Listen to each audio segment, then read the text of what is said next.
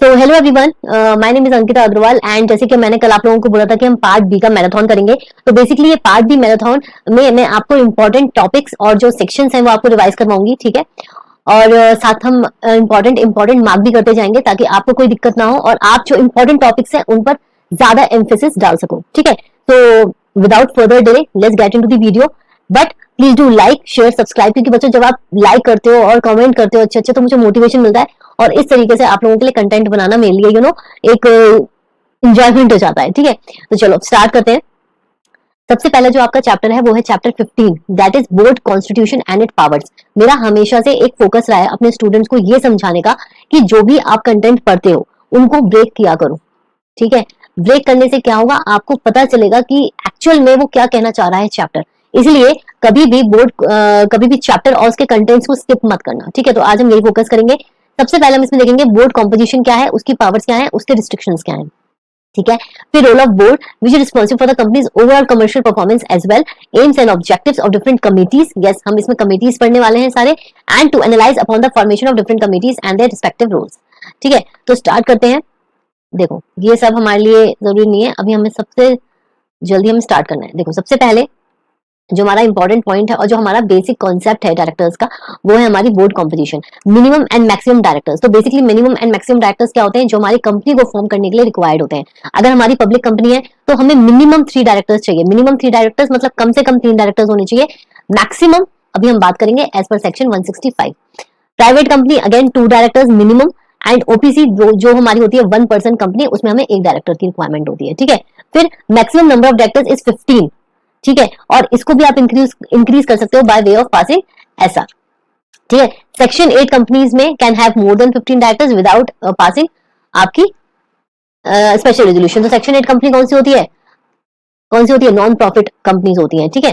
Section 149 subsection 3 provide that every company shall have at least 1 director जो कि 182 days रहा हो, मतलब रेजिडेंट डायरेक्टर। हमें कौन चाहिए, हमें अपनी कंपनी में एक रेजिडेंट डायरेक्टर चाहिए, ठीक है। फिर आपका विमेन डायरेक्टर भी जरूरी है, एटलीस्ट मस्ट हैव मतलब होनी चाहिए एटलीस्ट 1 विमेन डायरेक्टर। तो विमेन डायरेक्टर क्या है, सारी लिस्टेड कंपनीज में तो चाहिए ही चाहिए, लेकिन जो पब्लिक कंपनी है हमारी उसमें अगर हमारी paid up share capital 100 crore और मोर एंड टर्नओवर 300 करोड़ और मोर, हमेशा ध्यान रखना टर्नओवर हमेशा ज्यादा होता है, ठीक है। इसको हम ऐसे याद करते हैं TLP, मतलब टोटल तारे लैंड पर, T मतलब टर्नओवर, लैंड, L मतलब लोन्स अगर लोन्स की क्राइटेरिया गिवन है तो, and P paid up share capital.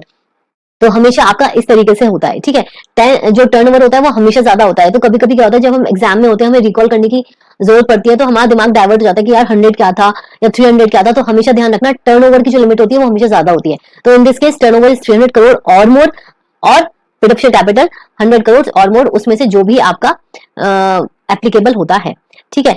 अब आपका है नंबर ऑफ डायरेक्टरशिप, जो मैंने बोला था 165।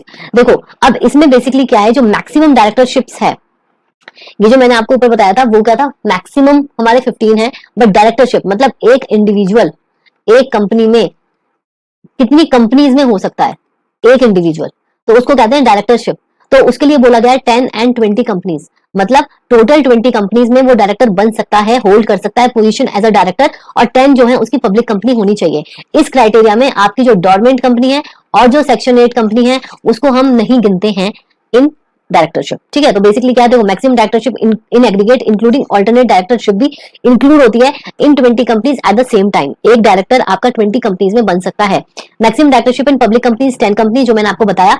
This includes directorship in private companies that are इधर होल्डिंग और सब्सिडरी। ये सबको पता होगा कि अगर कोई प्राइवेट कंपनी है और जो प्राइवेट कंपनी है वो किसी की होल्डिंग या सब्सिडरी है, इधर होल्डिंग और सब्सिडरी कंपनी वो पब्लिक कंपनी, तो वो भी कैसे ट्रीट होगी, as a public company.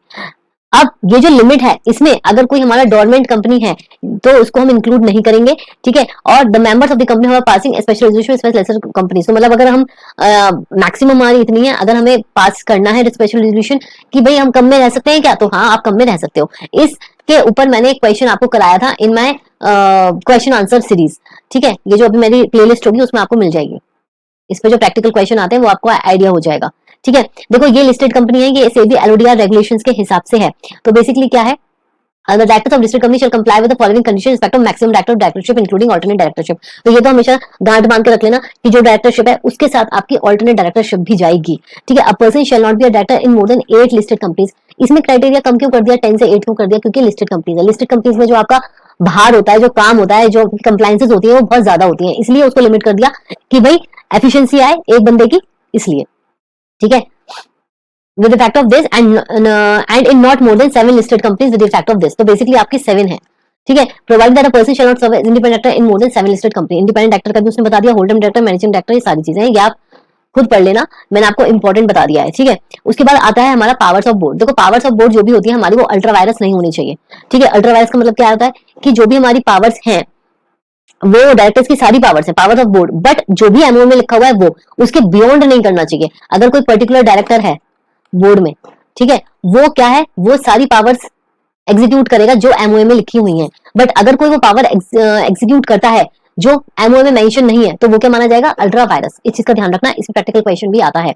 The board has general power to do everything that a company is empowered to do, ठीक है, except the matters of companies act inquire concurrence of general meeting, ठीक है. तो on matters of shareholder regulatory conduct of directors और the articles confine the powers. तो basically ये सारी चीजें जो हमारी पावर्स में लिखी हुई है, मैनेजमेंट, बोर्ड डायरेक्टर, शेयरहोल्डर्स, ठीक है. Now powers to be exercise in board meeting. Board meeting में क्या क्या चीजें हो सकती हैं, तो इसके लिए जो है ये आपको ये सारे क्लॉजेज जो है याद करने पड़ेंगे, ठीक है. इसकी ना मैं एक सीरीज बताती हूँ, आपको बहुत जल्दी याद होगा. देखो, to make calls, to authorise buy securities, to issue securities, ये वाली जो चीज है इसको आप टारगेट करो 1 में. कैसे, कंपनी में जब भी हम कंपनी में हम इशू करते हैं रेज करने के लिए, फंड्स रेज करने के लिए क्या करते हैं, सबसे पहले सिक्योरिटी इशू करते हैं, ठीक है. तो हमने क्या करा, हमने इशू करी सिक्योरिटीज. ये आपका एक फर्स्ट स्टेप होता है, इंक्लूडिंग डिवेंचर्स वेदर इन और आउटसाइड इंडिया. ये आपको बहुत अच्छी तरीके से याद आ जाएगा, हो जाएगा. हम क्या कर रहे हैं, हम कर रहे हैं पावर्स ऑफ बोर्ड, ठीक है. तो पावर्स ऑफ बोर्ड में सबसे पहले क्या है, कंपनी फॉर्म हुई, उसको फंड्स की रिक्वायरमेंट हुई, तो आपने सुना होगा आईपीओ आता है, इनिशियल पब्लिक ऑफर, ठीक है. तो वहां क्या होता है, हम सिक्योरिटीज इशू करते हैं. तो फर्स्ट स्टेप ये हो गया. फिर जो इशू करी उस पर हम क्या मंगाएंगे, हम मंगाएंगे calls, to make calls on share holders in respect of money unpaid on their shares, ठीक है. ये आपका हो जाएगा second part.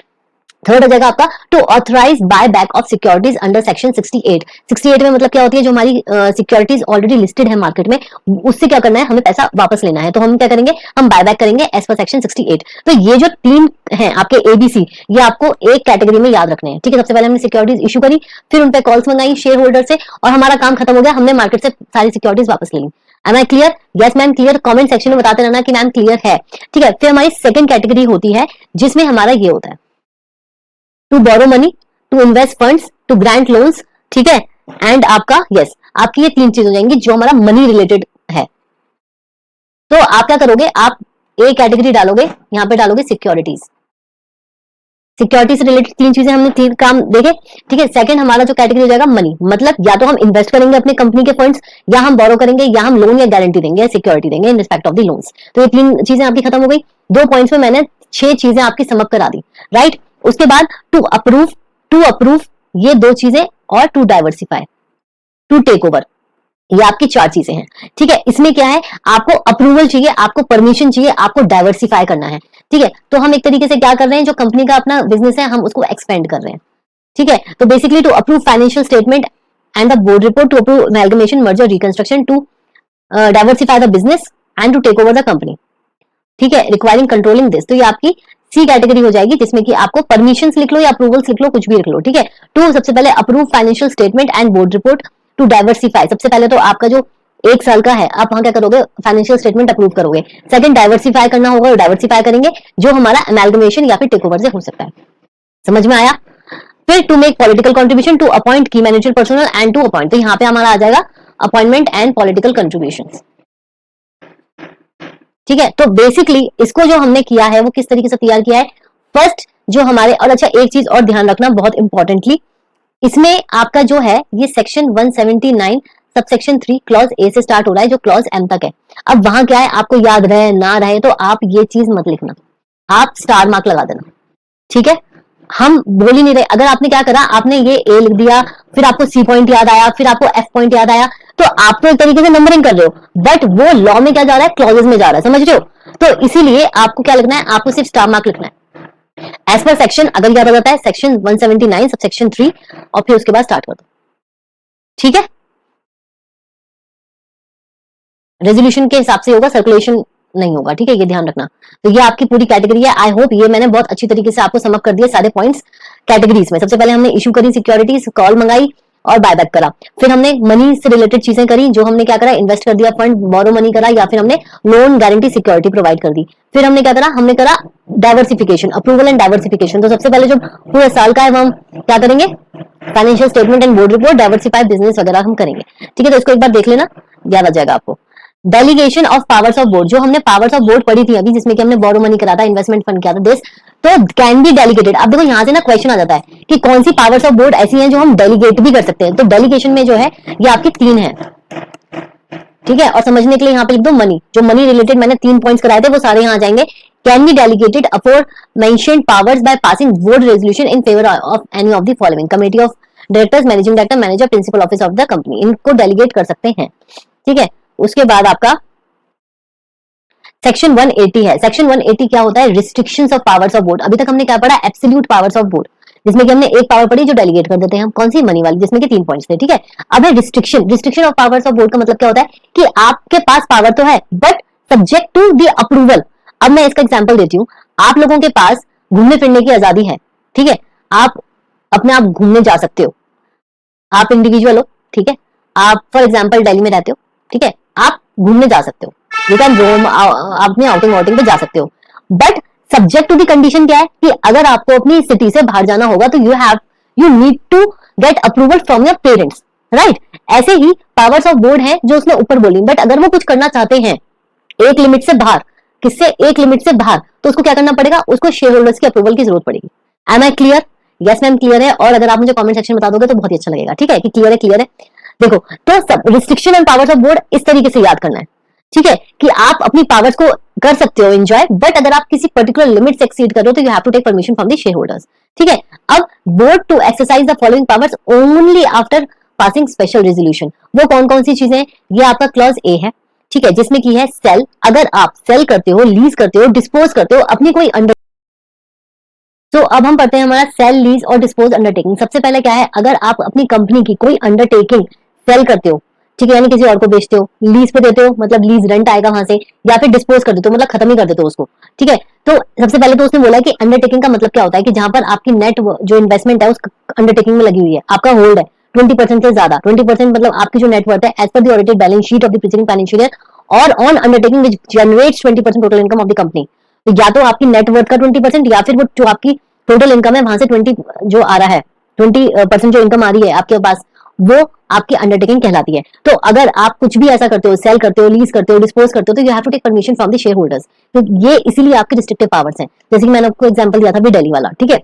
Now B, invest otherwise in trust securities, the amount of compensation received by it as result of any merger or amalgamation. Basically होता क्या है कि देखो, अगर आपकी कंपनी ए है, वो बी के साथ अमेलगमेट हो रही है, ठीक है, तो अमेलगमेट हो गई, खत्म हो गई, ठीक है, आपके पास उसका कोई कैश आया होगा, कोई कॉम्पनसेशन आया होगा, तो वो जो फंड्स हैं, एक तरीके से जो पैसा है वो आप कहाँ इन्वेस्ट करोगे, ठीक है। बेसिकली अगर आप इन्वेस्ट करते हो ट्रस्ट सिक्योरिटीज में, ट्रस्ट सिक्योरिटीज का मतलब क्या होता है, गवर्नमेंट सिक्योरिटीज जो आपकी रिस्क फ्री सिक्योरिटीज होती हैं। तो अगर हम गवर्नमेंट सिक्योरिटीज में इन्वेस्ट करते हैं, रिस्क फ्री है, तो शेयर होल्डर्स को कोई आपत्ति नहीं होगी क्योंकि कोई रिस्क ही नहीं है। बट अगर आप उसके अलावा कहीं और इन्वेस्ट कर रहे हो, then you have to take permission from the share holders by way of passing special resolution. तो देखो इसमें क्या लिखा है, invest otherwise in trust securities, मतलब उसके अलावा अगर आप कहीं कर रहे हो तो आप you have to take permission from the share holders.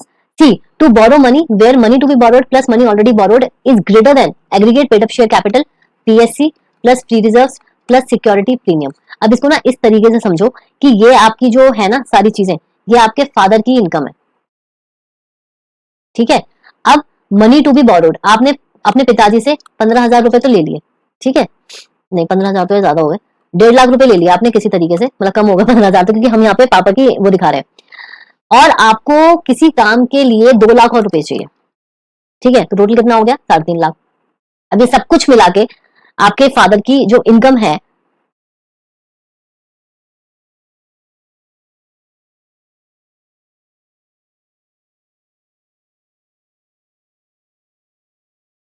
Now तो यहाँ पे हम एग्जांपल लेते हैं सी क्लॉज समझने के लिए कि फॉर एग्जांपल ये ए है, ठीक है, इसके फादर की इनकम से फॉर एग्जांपल 2 लाख है, ठीक है, अभी हम बात कर रहे हैं पर मंथ की। तो से फॉर एग्जाम्पल ए है, उसके फादर की इनकम है 2 लाख।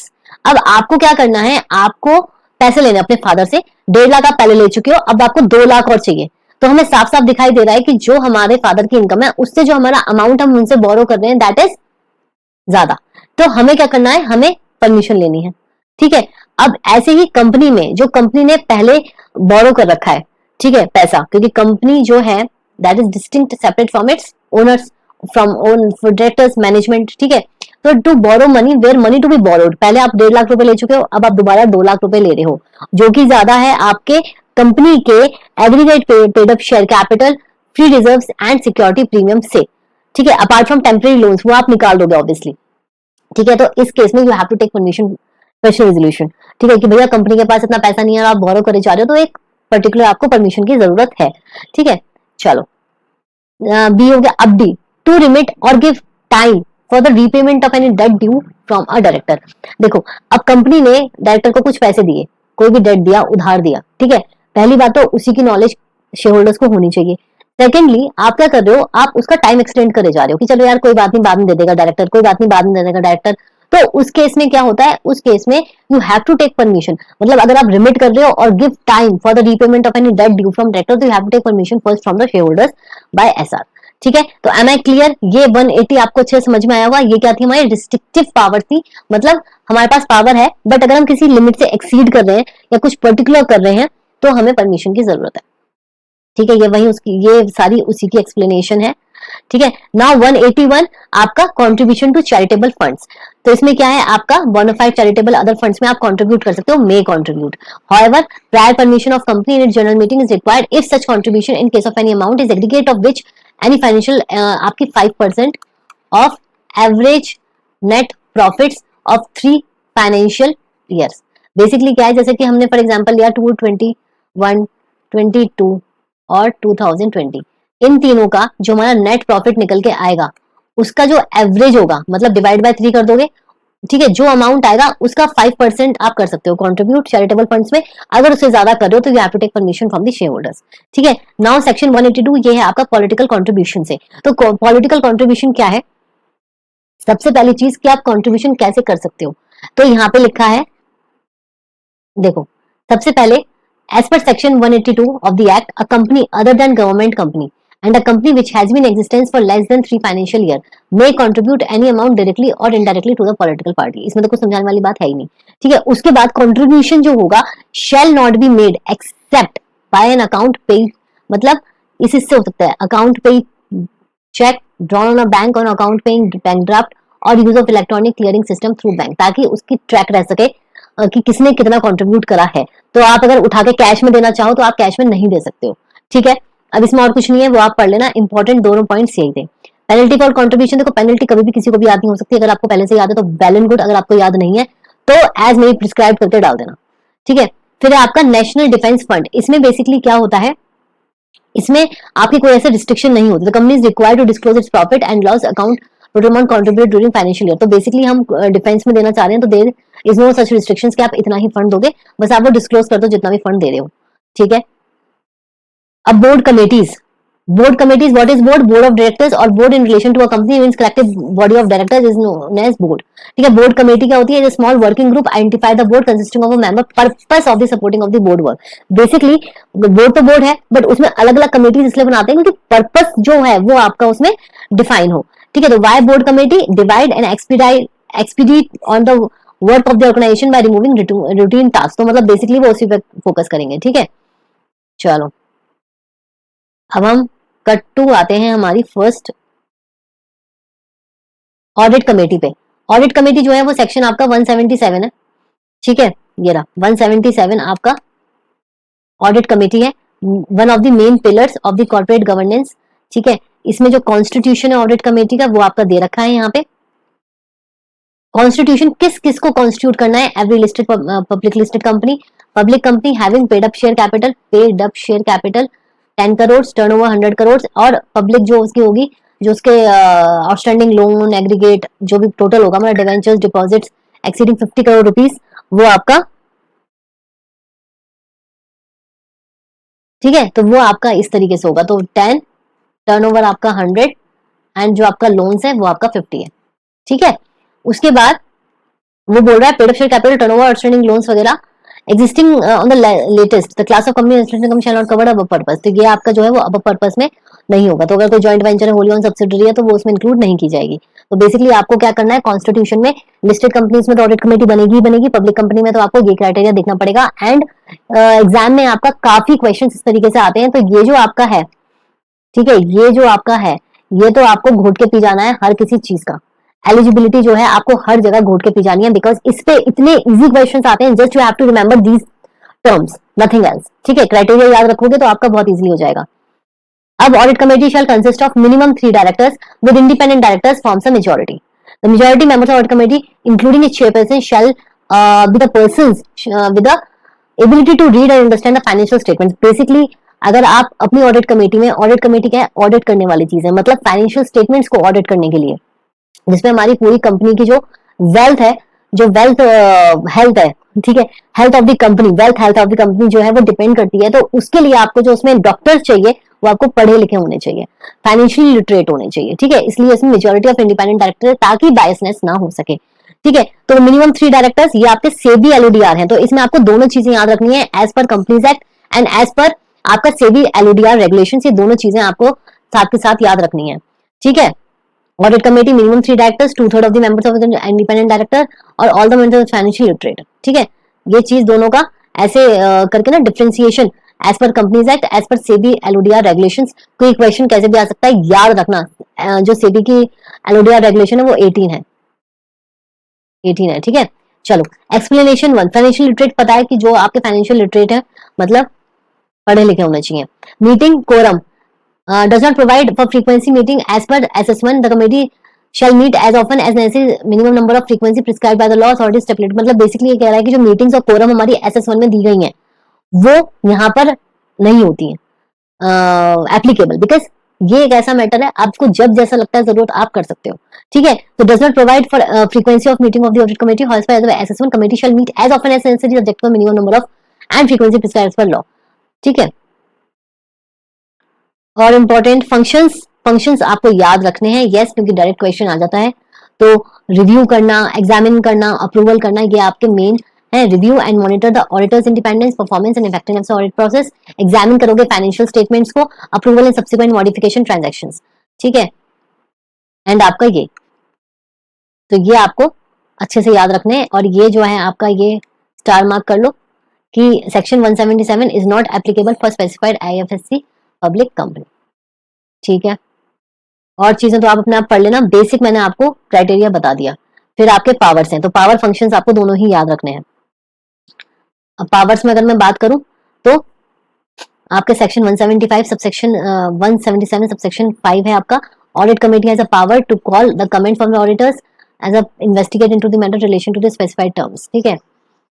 ये आपकी और पावर्स हैं जिसमें कि आप इन्वेस्टिगेट सीक इन्फॉर्मेशन, मतलब आप कोई भी इन्फॉर्मेशन मंगा सकते हो यार। अगर आपको ऐसा लगता है कि नहीं इससे बात बन रही है और डॉक्यूमेंट चाहिए और इन्फॉर्मेशन चाहिए तो आप मंगा सकते हो। फिर विजिल मैकेनिज्म, ये भी इंपॉर्टेंट है, ठीक है। विजिल मैकेनिज्म मतलब every listed company belonging to the class of class shall establish vigil mechanism for the directors and employees to report the genuine concern or grievances, ठीक है। तो विजिल मैकेनिज्म होना चाहिए, किसी को कोई भी परेशानी है तो उसके प्रॉपर ग्रीवियंस होने चाहिए।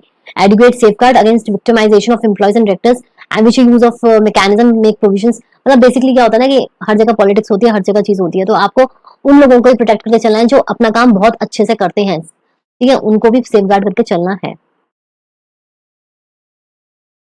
चलो ये आपको कंपैरिजन याद रखना है यहाँ से, ठीक है। जहां से भी पढ़ रहे हो वहां से पढ़ना, ऐसा मत स्टार्ट कर देना कि अब आप इसको लेके बैठ गए मॉड्यूल को, नहीं, जहां से पढ़ रहे हो वहां से करो। मैं सिर्फ टॉपिक्स बता रही हूँ, आपको रिवाइज करा रही हूँ, क्योंकि मॉड्यूल एक ऐसी चीज है जो सब बच्चों के पास होगी। मैं अपने नोट से भी पढ़ा सकती थी, बट नोट से क्या है तो बच्चे कंफ्यूज रहते, नए नोट्स निकालते हैं, और वो मुझे इस टाइम नहीं चाहिए क्योंकि एग्जाम कल ही है आपका, ठीक है। तो आपको सिर्फ क्या करना है, आपको यहाँ से चीजें समझनी है, अपने नोट्स खोल के बैठना, वो मैंने स्टार्टिंग में बताना भूल गई। अपने नोट्स खोल के बैठो, बस सुनो, मटेरियल सब है आपके पास, ठीक है। 178 है आपकी nomination and remuneration committee. Basically ये जो कमेटी होती है ये हेल्प करती है बोर्ड ऑफ डायरेक्टर्स को in the preparation relating to the election of members of the board of directors and in handling matters within the scope of responsibility that relate to the conditions of employment and remuneration. ठीक है, तो किसी की भी remuneration हो, nomination हो, इसमें अलग कमेटी बनाई गई है और इसमें भी आपका क्राइटेरिया है। एवरी लिस्टेड कंपनी को तो आपको करना ही करना है। Constitute public company, paid up share capital 10 crore, आपका टर्नओवर 100 करोड़। देखो ये सेम है जो हम पढ़ते आ रहे हैं ना, ये आपका सेम है। ठीक है, ये आपका इसमें भी यही है कि कॉम्पोजिशन एंड आपका, तो ये आप पढ़ लेना, ये इतना इंपॉर्टेंट है नहीं। 177 आपका बहुत इंपॉर्टेंट था। ठीक है, फंक्शंस वगैरह ये सब याद करने हैं। कमेटीज आर इंपॉर्टेंट एंड दोनों तरीके से आपको करनी है एज पर सीबीएलओडीआर एंड कंपनीज एक्ट, क्योंकि बेटा हमें बहुत सारे चैप्टर्स करने हैं। मैं इतना टाइम डिवोट करूंगी तो वही रात हो जाएगी कंप्लीट करने में। ठीक है, स्टेक होल्डर्स कमेटी भी पढ़ लेना। इसमें जो आपका स्टेक होल्डर्स कमेटी बेसिकली क्या होती है कि अगर आपके which consist of more than 1000 share holders, debenture holders, deposit holders, financial में कॉन्स्टिट्यूट स्टेक होल्डर्स, मतलब उनके प्रोटेक्शन के लिए। ठीक है, तो ये आप पढ़ लेना। हाँ, अब क्या है, ये आपकी एक रिस्क मैनेजमेंट कमेटी होती है। ठीक है, जो रिस्क को देखती है। और माइंड यू इन सब में जितनी भी कमेटीज हैं इनकी जो मीटिंग्स होती हैं, इनके जो मिनट्स होते हैं वो अलग बनते हैं। ठीक है, अदर बोर्ड कमेटीज है ये आप बना सकते हो, कॉर्पोरेट गवर्नेंस, साइंस टेक्नोलॉजी, मतलब बेसिक ये जो सारी कमेटीज है ये आपके बिजनेस पे मैटर करती है, नेचर ऑफ द बिजनेस जिसमें कि आप वो कर रहे हो। ठीक है, डील कर रहे हो, जैसे अगर आपकी वो है। ठीक है, तो ये आपका चैप्टर हो गया complete. Now we have to move on next chapter जो कि आपका डायरेक्टर्स। डायरेक्टर्स में बेसिकली आपका क्या है, अपॉइंटमेंट एंड ऑल। ठीक है, तो सबसे पहले हम स्टार्ट करते हैं अपने डिन से। डिन क्या है, डिन एक मैंडेटरी रिक्वायरमेंट है। विदाउट डिन यू कैनॉट बिकम डायरेक्टर। ठीक है, तो डायरेक्टर आइडेंटिफिकेशन नंबर आपको चाहिए होता है। ये जो है ये आपको specific to a person which means director two और more companies has to obtain only one DIN. आपको एक दिन चाहिए, एक से ज्यादा कोई दिन की रिक्वायरमेंट नहीं होती। एक से ज्यादा दिन अगर आपका हुआ भी तो वो क्रैश हो जाएगा। ठीक है, और ये जो है आपका procedure, obtaining director identification number, proposed director of a new company not having approved DIN and proposed director of existing company। ठीक है, तो बेसिकली अगर कोई नई कंपनी बन रही है तो स्पाइस फॉर्म है उसी के साथ आपका जो है डिन बन जाएगा। उस डायरेक्टर जो स्पाइस फॉर्म अगर आपने पढ़ा होगा तो उसमें आपका इंक्लूड होता है डिन। ठीक है, और अगर आपकी एग्जिस्टिंग कंपनी है उसमें आप न्यू ज्वाइन कर रहे हो तो you have to file DIR 3। ठीक है, और इसमें क्या है आपका obtain digital signature certificate for applying DIN. आपको डिजिटल सिग्नेचर सर्टिफिकेट चाहिए होता है जो डिन में लगता है। ठीक है, एप्लीकेंट नेम, ठीक है, you have to file DIR 3। ठीक है, फॉर्म होता है ये आपको भरना होता है। अब देखो सपोर्टिंग डॉक्यूमेंट्स क्या है, proof of identity of applicant in case of Indian national income tax pan is mandatory proof of identity. Proof of identity, ठीक है, इन केस ऑफ फॉरेन ऑफिशियल्स अगर आपके हैं तो पासपोर्ट इज मैंडेटरी। ठीक है, प्रूफ ऑफ रेजिडेंट, तो ये दोनों चीजें तो जाती जाती हैं। ठीक है, फिर आपकी लेटेस्ट फोटोग्राफ। ठीक है, और board resolution proposing as appointment, obviously आपको अगर अपॉइंट करा है एज अ डायरेक्टर तो आपका जो है बोर्ड रेजोल्यूशन गया होगा। ठीक है, then specific signature duly verified and other information as per the requirement. तो अटैचमेंट जब आप फॉर्म खोल के देखोगे DIR 3 तो आपकी सारी चीजें निकल जाएंगी। ठीक है, उसके बाद आपका क्या है, जो आपका DIR 3 है उसको साइन करना, सबमिट करना। वो तो जो डायरेक्टर होगा कंपनी का, ये जो मैनेजिंग डायरेक्टर होगा, जो ऑथराइज्ड होगा वो साइन कर देगा। एंड आप क्या करोगे, पेमेंट करोगे और दिन जो एप्लीकेशन है वो आप अपलोड कर दोगे MCA की साइट पर। ठीक है, फिर कुछ टाइम में आपका जो है डिन, अगर गवर्नमेंट को सारी चीजें, सारी इंफॉर्मेशन करेक्ट लगती है तो वो आपका जनरेट हो जाएगा, अदरवाइज वो रिजेक्ट हो सकता है। ठीक है, application treat and level application is invalid और इन्फॉर्म द एप्लीकेंट कि भैया दोबारा भर दो। ठीक है, चलो अब रिजेक्शन जो होते हैं वो इस केस में हो सकते हैं, तो पढ़ लेना। जैसे प्रूफ, मतलब बेसिकली क्या है, आपका डिन रिजेक्ट क्यों होगा, अगर आपने कोई इन्फॉर्मेशन गलत तरीके से भरी है या वो आपकी इलीगल है। ठीक है, नाउ अगर आपको कुछ पर्टिकुलर्स चेंज करने हैं तो वो आपके DIR 6 में होंगे।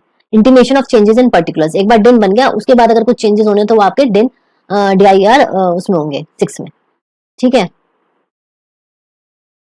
तो देखो डिन का थोड़ा लॉन्ग प्रोसेस तो है, लेकिन जहां से भी आप पढ़ रहे हो वहां से पढ़ना।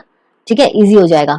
और मैंने जो अमेंडमेंट्स, ये चीज ध्यान रखना, जो अमेंडमेंट्स हैं आपकी इस बार की वो भूलना मत, ये ऑलरेडी मेरे चैनल पर अपलोडेड है। ठीक है, पार्ट 1 एंड पार्ट 2, तो ये जरूर करके जाना। ये डिन फॉर्म है आपके। ठीक है, अगर नहीं है याद, अगर वहां एग्जाम में याद नहीं आ रहा है तो एज प्रिस्क्राइब्ड फॉर्म, गलत मत लिख देना बस। और देखो जो डायरेक्टर के सारे फॉर्म्स हैं वो DIR से स्टार्ट है, ठीक है।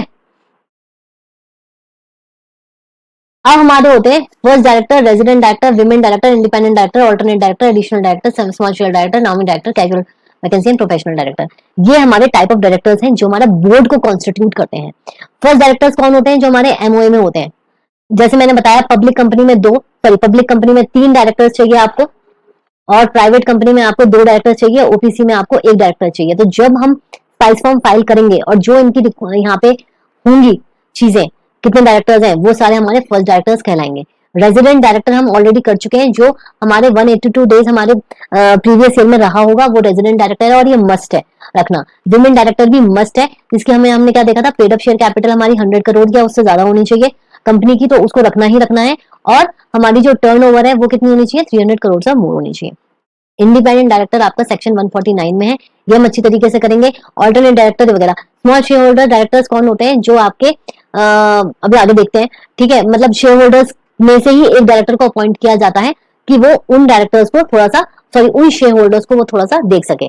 नॉमिनी डायरेक्टर जो होता है हमारे, वो बैंक्स एंड फाइनेंशियल इंस्टीट्यूशंस जो होते हैं वो अपॉइंट करते हैं अपना एक बंदा आपके बोर्ड में, क्योंकि उसने पैसा दिया होता है।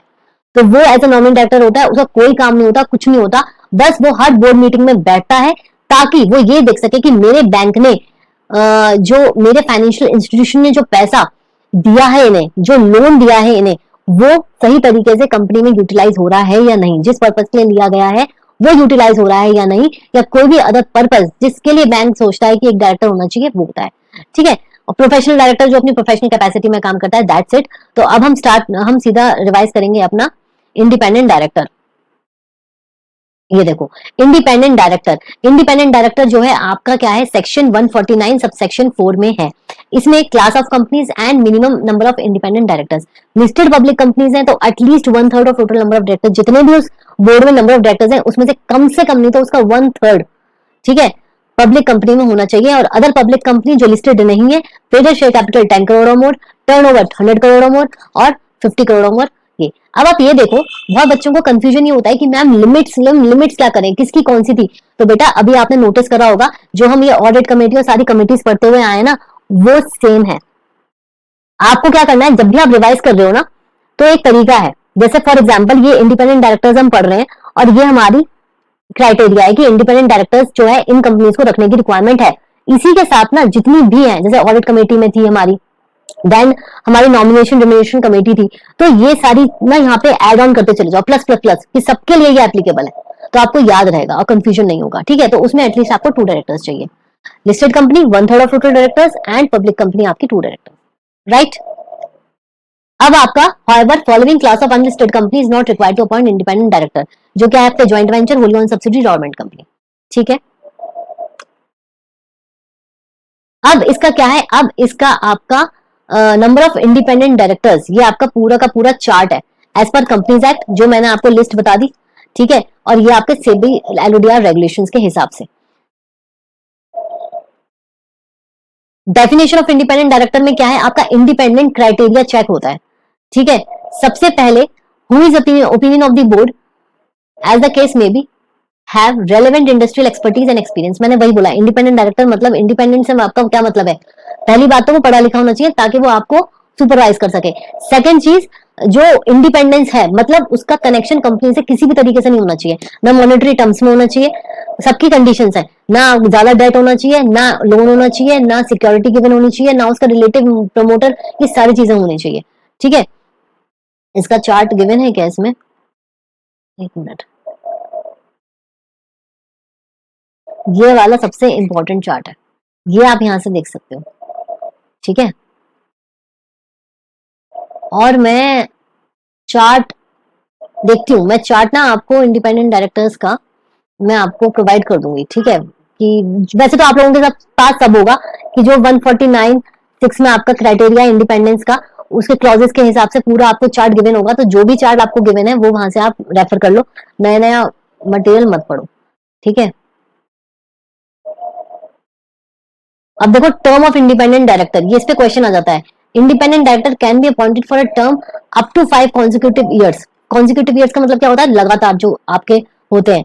तो for a term up to 5 consecutive years मतलब एक साथ 5 साल की एक टर्म, ठीक है। 5 years is equal to 1 term. However, in case of reappointment for further 5 years, special resolution is passed in general meeting and disclosure of such appointment is made and board report shall be recorded. समझ में आया? And independent director can be considered for reappointment after 2 consecutive terms only after expiration of 3 years. मतलब basically वो क्या कह रहा है, जो उसका फर्स्ट होगा, फर्स्ट टर्म वो 5 years की होगी, ठीक है। सेकेंड टर्म के लिए रीअपॉइंट होगा, यहाँ तो अपॉइंट हो रहा है, यहाँ पे क्या होगा, वो रीअपॉइंट होगा। तो रीअपॉइंट के केस में क्या होगा, आपको एसआर पास करना होगा। लेकिन जो ये जो आपके 2 कॉन्जिक्यूटिव टर्म्स हो गए, लगातार आपको 10 साल हो गए के लिए उसको अपॉइंट करना चाहोगे तो एटलीस्ट 3 years का आपको क्या लेना है, आपको कूलिंग पीरियड लेना है, उसके बाद आप कर सकते हो, ठीक है।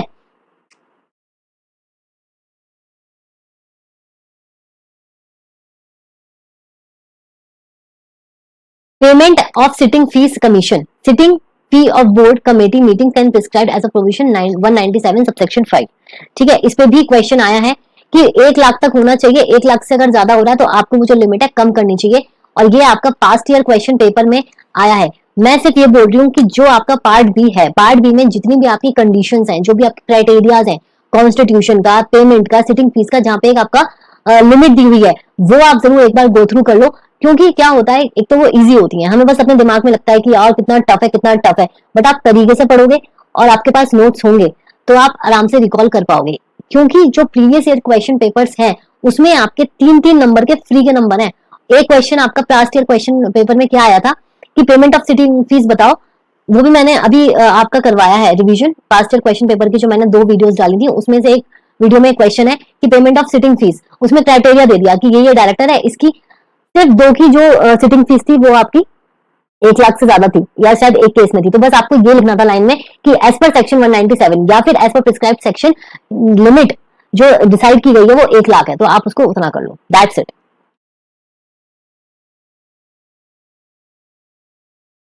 ठीक है, और ये आपका यहाँ से ही आप याद कर सकते हो कि where the effective capital rupees negative और लेस देन 5, तो लिमिट जो है ईयरली रेम्यूनरेशन शैल नॉट, ये सिटिंग फीस नहीं है, ये रेम्यूनरेशन है, इन दोनों में कंफ्यूजन मत होना। Sitting fees is different from the remuneration, ठीक है। ये रेम्यूनरेशन का चार्ट है कि अगर आपकी जो इफेक्टिव कैपिटल है, इफेक्टिव कैपिटल निकालने का भी एक तरीका होता है, एक कैलकुलेशन होती है, ये आपको गिवन होगी आपकी बुक्स में। तो नेगेटिव और less than 5 crore 12 lakhs, 5 crore और and above but less than 100 crore 17 lakhs, 100 crore से 250 24 lakhs, और ये और जितना भी 24 करोड़ से ज्यादा होगा उसका 0.1 ऑफ द इफेक्टिव कैपिटल का हो जाएगा, ठीक है। ये जरूर पढ़ लेना ऑब्लिगेशंस।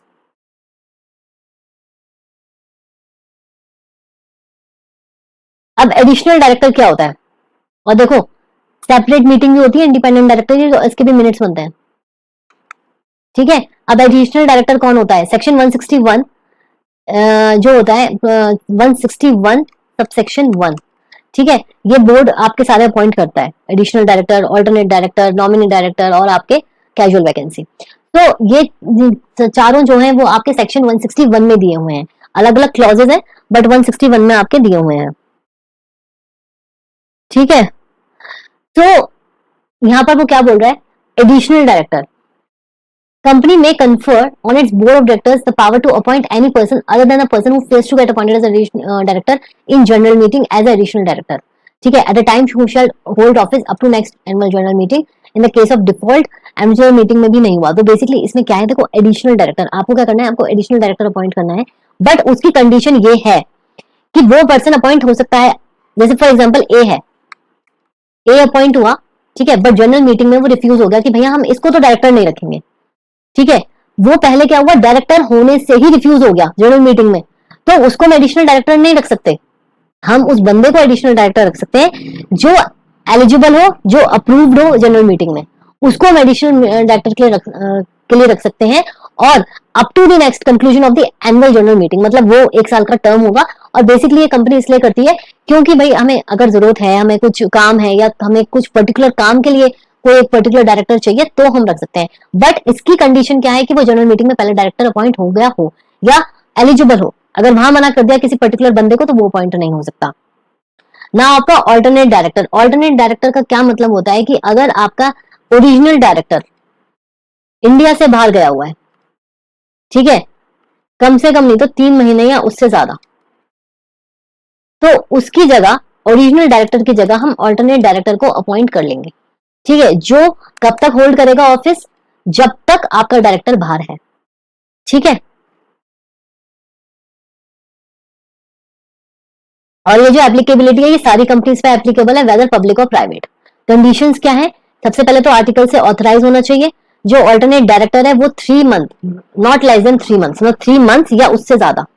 उससे कम हुआ, अगर वो 2 महीने के लिए जा रहा है तो उसके लिए रिक्वायरमेंट नहीं है। 3 महीने या उससे ज्यादा के लिए जा रहा है तो आप अपॉइंट करोगे, ठीक है। A person to appoint as additional director shall be the person other than the person holding an alternate directorship in any other director in the company. तो मतलब ये डायरेक्टर कहीं और होल्ड नहीं करना चाहिए ऑल्टरनेट डायरेक्टरशिप, ठीक है।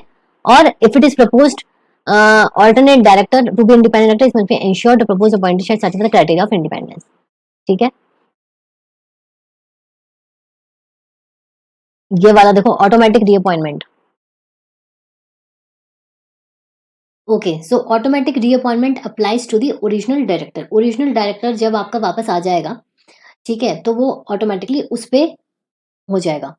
रीअपॉइंटमेंट जो होगी वो कभी भी ऑल्टरनेटिव डायरेक्टर की नहीं होगी, वो हमेशा ओरिजिनल डायरेक्टर की होगी, ठीक है। If the terms of office of the original director expires before he returns back to India, the provision of for automatic reappointment of director shall be applicable to the original director and not to the alternate director. तो ये इसको star mark कर लेना, इसमें से question आ सकता है, ठीक है। Now nominee director, section 161 subsection 3। So the board may appoint any person as a director nominated by any institution in pursuance of the provisions of any law for time being in force or of any agreement or by central government or state government by virtue of its shareholding in government company, ठीक है। तो basically मैंने आपको बोला वो जो आपके banks होते हैं, इंस्टीट्यूशंस होते हैं, वहां से वो अपॉइंट होता है। Professional means competent and professional director क्या होता है? पहली बात तो ये प्रोफेशनल डायरेक्टर आपका कंपनीज एक्ट में डिफाइन है ही नहीं, ठीक है। तो बेसिकली इसमें से कुछ आएगा नहीं, बट फिर भी मैं आपको समझा देती हूँ। Defines word professional as a person related to और belonging to a profession and competent to be skilled in a particular activity. उस डायरेक्टर के पास क्या होती है? स्पेशलाइज्ड नॉलेज होगी, ठीक है, तो वो आपका प्रोफेशनल डायरेक्टर होगा। Appointment of director in casual vacancy. Section 161 subsection 4. If the office of any director appointed by the company in general meeting is vacated, मतलब खाली हो गई चेयर, ठीक है, before its term of office expires in the normal course, the resulting casual vacancy may, in default and subject to regulation in articles of company, may be filled by the board of directors of the meeting which shall subsequently approved by the। सबसे पहले क्या है, board meeting में उसकी chair भरो, उसको बिठाओ chair पे, ठीक है, किसी ना किसी को। वो जो रेगुलराइज होगी, जो अप्रूव होगी, वो मेंबर्स से होगी इन जनरल मीटिंग बेसिकली। लेकिन पहले तो उसको चेयर पे बिठाओ, ठीक है, एंड जो अप्रूव करेंगे जनरल मीटिंग में। The person so appointed shall hold office only up to the day up to which the director in whose place he has been appointed would be held office if he had not vacated aforesaid. Where a person appointed by the board vacates his office is if it is not a casual vacancy, the and cannot be filed by the board in its place. Basically वो क्या क्या बोल रहा है कि देखो, जो casual vacancy है वो कब आती है? कैजुअल मतलब कोई कैजुअलिटी हो गई, या तो वो मर गया, ठीक है, या कुछ हो गया, अनसाउंड माइंड का हो गया, या फिर कुछ भी हो गया। तो ऐसे केस में अगर कोई कैजुअल वैकेंसी एकदम जनरेट हो जाती है, आ जाती है, तो उस चक्कर में सबसे पहले आपको क्या करना है, जो बोर्ड मेंबर्स होंगे वो अपॉइंट कर देंगे कि भैया तू यहाँ बैठ जा अभी फिलहाल, ठीक है। जब वो बैठ जाएगा तो जो नेक्स्ट आपकी जनरल मीटिंग होगी उसमें पहले वो अप्रूव होगा, रेगुलराइज होगा bye way of passing SR. अगर हुआ तो बहुत अच्छी बात है, नहीं हुआ तो फिर आगे प्रक्रिया होगी उसको अपॉइंट करने की, ठीक है। Appointment of directors to be voted individually. At a general meeting of the company, a single resolution shall not be moved for the appointment of 2 or more persons as director of the company unless a proposal to move such motion has been agreed at the meeting without any vote being cast against it. Basically होता क्या है कि जब आप appoint या reappoint करते हो तो हो सकता है 2 या 4, depending upon the company size, उसमें ज़्यादा डायरेक्टर्स हैं तो 2-4 को आप एक ही रेजोल्यूशन में डाल देते हो कि भाई ये और ये director mister A and B जो हैं वो आपके रिटायर हो रहे हैं, ठीक है। आप हर एक डायरेक्टर को सिंगल करोगे तो टाइम लग जाएगा, बट इस कंडीशन को करने के लिए you have to pass the special resolution और प्रपोजल। ठीक है, first been agreed to at meeting without any vote being cast against it. तो ये जो सारी चीजें हैं, ठीक है, appointment directors to be voted individually, ये आपका क्या होगा, ये आपका पहले अप्रूव होगा। ठीक है, और ये जो प्रोविजन है कि आपका government company which entire paid up share capital held by the central government, इन सब के ऊपर नहीं होगा, क्योंकि डायरेक्टर जो गवर्नमेंट कंपनी होती है वो अपने आप को सेव कर लेती है हर जगह से। ठीक है, 165 जो है ये मैंने आपको पहले बता दिया है, जो आपका 15 डायरेक्टर वो सॉरी 20 डायरेक्टर है वो मैंने आपको बता दिया है इसका सेक्शन 165। ये मैंने आपको बता दिया मिनिमम मैक्सिमम डायरेक्टर्स मैक्सिमम 15। ठीक है, अब देखो ये वाला जो चार्ट है इसको रिव्यू करोगे आपको समझ में आएगा। Appointment of director, subscriber to the memorandum, first directors कहलाते हैं। जनरल मीटिंग में appointment director, regularisation of director, reappointment of retiring director, ये सारे काम होते हैं जनरल मीटिंग में। By board, additional director, director casual vacancy, alternate director, small share holders and tribunal.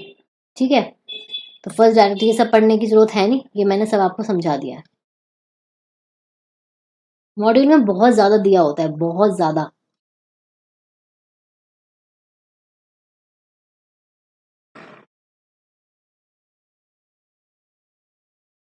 अब ये डिस्क्वालिफिकेशंस पे आ जाओ।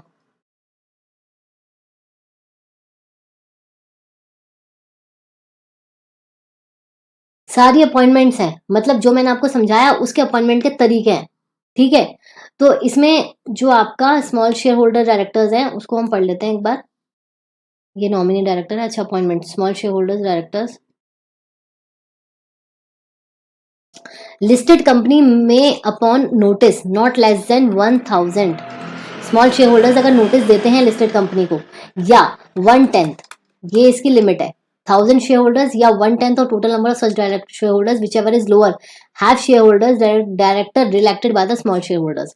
तो small share holders intending to propose as a person as a candidate of post small shareholder director shall leave a notice for intention with a company 14 days before the meeting। मतलब basically क्या होता है कि किसी भी बंदे को अगर आप अपॉइंट करना चाह रहे हो as a small share holder director, तो सबसे पहले तो आप एलिजिबल होने चाहिए, मिलके गुट बनाओगे 1000 शेयर होल्डर्स का, या फिर 1/10 of the total number of such share holders, जो भी लेस है वो जो है एक एप्लीकेशन दे, नोटिस दे कंपनी को 14 दिन पहले, किसके, एटलीस्ट 14 दिन पहले आपकी जनरल मीटिंग की। ये नहीं जनरल मीटिंग कल है, देखो भैया हम शेयर होल्डर हैं, हमें अपॉइंट कर दो direct small share holder director, ऐसा नहीं होता है। तो कम से कम नहीं तो at least 14 days before the meeting under their signature specifying their name, address, shares held and folio number of any person whose name is being processed for the post of director and of the small shareholders who are proposing of such person of the office of director। ठीक है, if the person being proposed does not hold any share in the company, details of share held and folio number not to mention in the notice। ठीक है, notice shall be accompanied by the statement of proposed director having done if he is disqualified and he is not disqualified and is consent to act as a director। आपको पता होगा जो हमारा DIR 2 है उसमें हमारी क्या जाती है, कंसेंट जाती है कि हाँ हम डायरेक्टर बनने के लिए तैयार हैं, हमारी अप्रूवल है, हम अपनी कंसेंट दे रहे हैं। ठीक है, small share holder director shall be elected through postal ballot.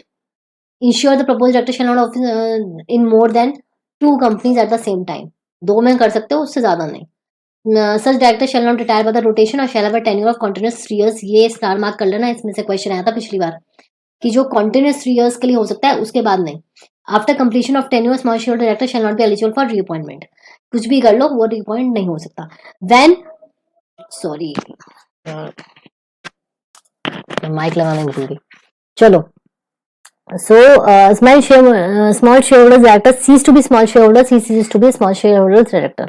ठीक है, a company to has to file particulars DIR 12 जाता है आपका रेजिग्नेशन के लिए, सॉरी अपॉइंटमेंट के लिए।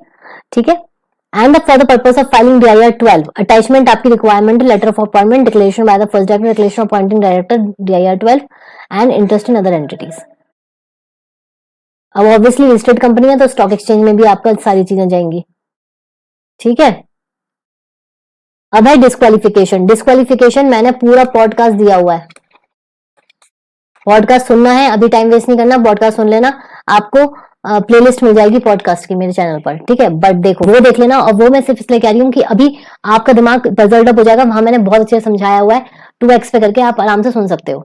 ठीक है, अनसाउंड माइंड का नहीं होना चाहिए। और फिर 164 सबसेक्शन 2 में जो है आपका क्राइटेरिया है कंपनी के रिस्पेक्ट में, ठीक है। Removal of directors, removal of director का जो सेक्शन है वो है 169, मतलब may by ordinary resolution remove director from expiry of period of his office. Provision जो है वो shall apply regardless of the way of the director concern was appointed, मतलब यहाँ पे रिमूवल ऑफ डायरेक्टर जो है वो हम किससे निकाल सकते हैं, bye way of passing OR, ordinary resolution, और उस पे कि वो पर्सन किस तरीके से अपॉइंट हुआ है उसका कोई मतलब नहीं है, regardless of the way in which director concern was appointed, ठीक है। तो रिमूवल ऑफ डायरेक्टर जो है आप अपनी जो उसकी टर्म है उसके पहले निकाल सकते हो। Independent director reappointed for second term shall be removed by the company only by passing SR, ठीक है, after giving reasonable opportunity of being heard. ये वाली जो चीजें हैं ये स्टार मार्क कर लेना। हमने क्या बोला, कोई भी डायरेक्टर हो रिमूव हो सकता है bye way of passing OR before expiry of its term, निकाल सकते हो आप। बट इंडिपेंडेंट डायरेक्टर के केस में अगर उसकी सेकंड टर्म चल रही है, क्योंकि अभी तो अपने अपॉइंट किया है सेकंड टर्म के लिए स्पेशल रेजोल्यूशन पास करने के लिए, हम जो इंडिपेंडेंट डायरेक्टर है उसको जो हम सेकंड टर्म के लिए रीअपॉइंट करते हैं तो हम क्या पास करते हैं, SR, अभी बताया था स्टार्टिंग में। तो उसको रिमूव करने के लिए भी we have to pass SR, ठीक है। और साथ में उसको सुनने का मतलब उसको हमें सुनना है, उसको बोलने का पूरा हक है। The provision relating to promotion or apply with the company has availed itself of the option appoint less than 2/3 of total number of directors according to principle of proportional representation, ठीक है। ये स्पेशल नोटिस आएगा, इसको remove करने के लिए पूरा procedure होता है अगर कोई और रिमूव कराना चाह रहा है तो। Vacation of office by director section 167 he occurs any disqualification attracted 164। Wicket कब करेगा ऑफिस, जब कुछ ना कुछ गलत हो गया उसके साथ, सबसे पहले तो डिस्क्वालीफाई हो गया, ठीक है। मेरे occurs disqualification under subsection 2 164 subsection 1 and 164 subsection 2, ये दो हैं आपके, ठीक है। शैल become vacant in all the companies. He absent himself from the meeting of the board of directors. ये आपका SS1 में मैंने बहुत अच्छे से एक्सप्लेन किया था कि अगर आप without giving any intimation to the company, अगर आप सारी मीटिंग्स में, बोर्ड मीटिंग्स में एब्सेंट होते हो पूरे एक साल में, तो आपको विकेट करना पड़ेगा। He acts in contravention of section 184 relating to the contracts and arrangement which is directly or indirectly interested. He fails to disclose his interest in any contract. Disclose करना होता है आपको अपना इंटरेस्ट, उसने वो बेचारा डिस्क्लोज ही नहीं कर पाया। He becomes disqualified by the court or tribunal. He convicted any offence otherwise sentenced in respect of imprisonment not less than 6 months. ठीक है, provided the office shall not be vacated by a director in case of referred E and F for 30 days. ये E और F क्या था आपका, ERF ये था, court ने निकाला या फिर कन्विक्ट हुआ, तो उस केस में क्या कह रहा है वो, उस केस में वो कह रहा है provided the office shell not B vacated by the director in case of orders, मतलब मॉरल टॉर्पिट्यूड में अगर 6 मंथ्स की जेल या फिर ट्रिब्यूनल ने हटा दिया, कोर्ट ने वो कर दिया, तो for 30 days from the date of conviction or order of disqualification, ठीक है, for 30 days. Then appeal of petition preferred 30 days for said conviction resulting sentence expiry of 7 days from the date of this। ये सारी चीजें पढ़ लेना, ये बहुत ज्यादा क्योंकि क्या कहते हैं उसको एक्सप्लेन करने की जरूरत है। तो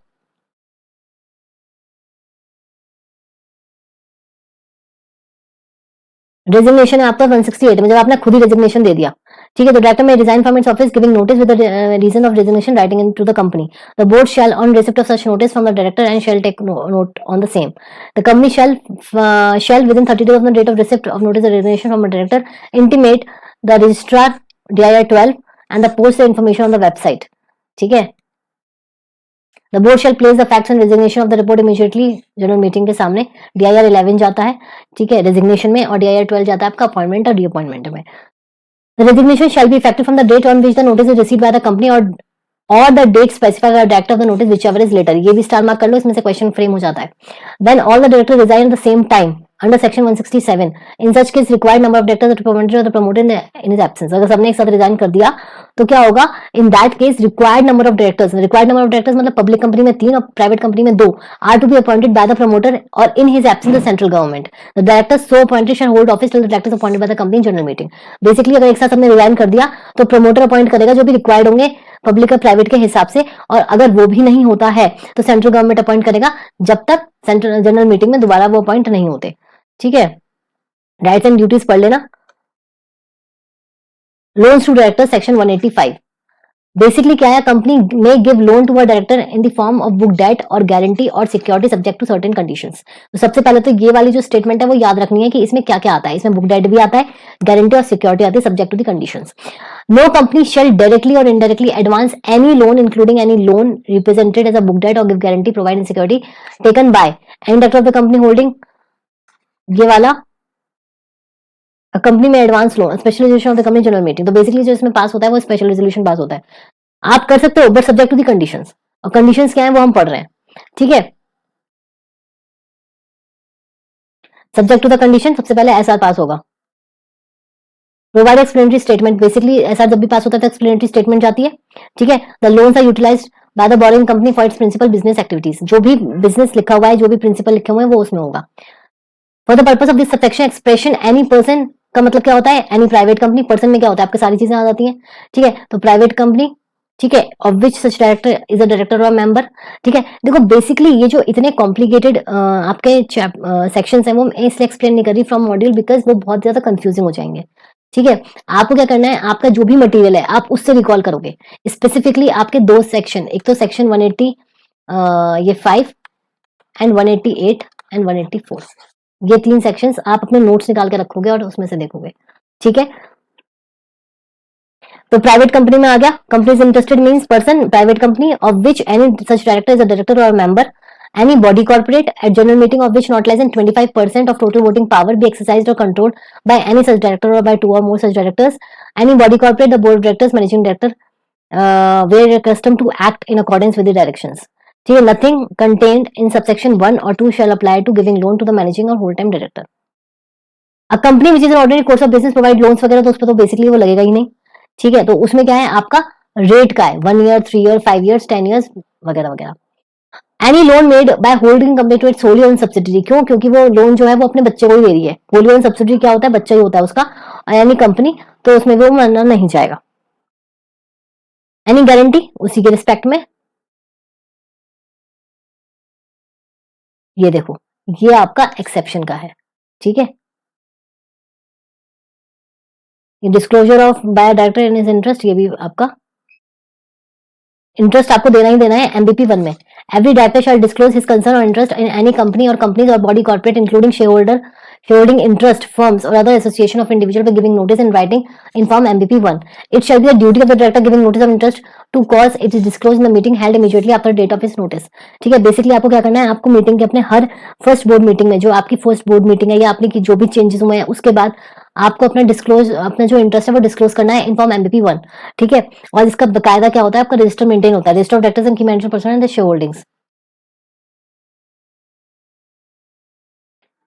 मेंबर्स राइट टू इंस्पेक्ट, वो कर सकते हैं, जो मेंबर्स होते हैं वो रजिस्टर जो है आपका अपने जो रजिस्टर्स हैं वो उसको वो इंस्पेक्ट कर सकते हैं, ठीक है। तो such register shall also be kept open for the inspection and visual meeting of the company shall be made visible to any person attending the meeting and during business hours, ठीक है। ये कुछ एमसीए क्लैरिफिकेशंस हैं और ये आपका chapter खत्म होता है, ठीक है। अब हम करेंगे आपका थर्ड चैप्टर जो है अपॉइंटमेंट एंड रेम्यूनरेशन ऑफ की मैनेजरियल पर्सनल। अपॉइंटमेंट वाला आपका बहुत इंपॉर्टेंट है, अपॉइंटमेंट ऑफ की managerial personal. Officer who is in default appointing of this statutory duties liability of company secretary appointment role and functions and responsibilities। Basically ये जो सारा ये वाला जो पार्ट है ये आपका बहुत अच्छी तरीके से पार्ट सी में भी हो गया होगा, ठीक है। तो जो आपका की मैनेजर पर्सनल है उसमें आपके ये सारी चीजें आती हैं as per section 2 subsection 51। Chief executive officer, company secretary, whole time director, chief financial officer और सच अदर में एज में प्रिस्क्राइब्ड।